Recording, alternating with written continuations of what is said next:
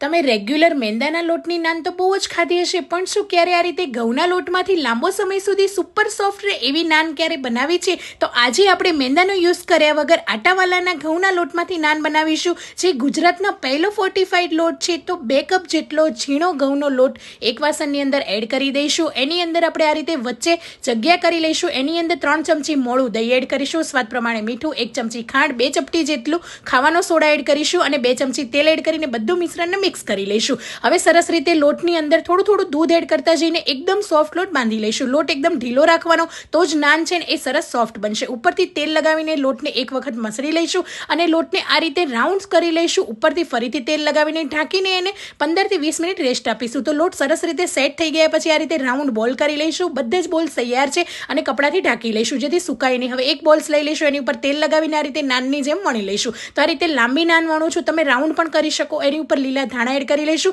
અને ઉપરથી પ્રેસ કરી લઈશું. ફરીથી એક વખત વેલણ લગાવીને પાછળના ભાગમાં પાણી લગાવી લઈશું, જેનાથી તવા પર નાન સરસ રીતે ચીપકી જશે. હવે આ રીતે તવાને ઊંધો કરીને મીડિયમ ગેસની ફ્લેમ પર સરસ એવો કલર આવે ને અને નાન કાચી ના રહે ત્યાં સુધી શેકાવા દઈશું. બંને સાઈડ એકદમ સરસ મજાની નાન તૈયાર છે. ઉપરથી બટર લગાવી લઈશું અને આ ગરમા ગરમ નાનને વચ્ચેથી કટ કરી લઈશું. અને આ નાન ઘઉંના લોટમાંથી બની છે, તો પણ લાંબો સમય સુધી સુપર સોફ્ટ રહેશે. તો તમે પણ આ આટાવાલાના લોટમાંથી જરૂરથી બનાવીને એન્જોય કરો. Thank you.